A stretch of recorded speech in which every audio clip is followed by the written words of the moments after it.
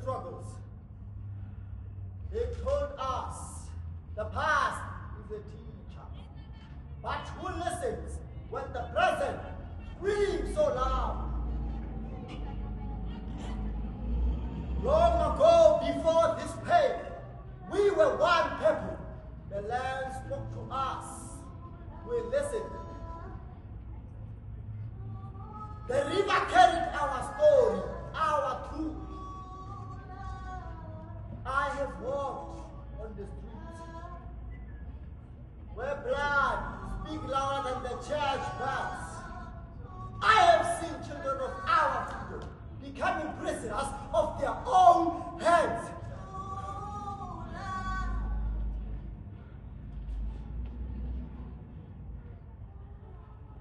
I'm listening. I'm listening. I'm listening.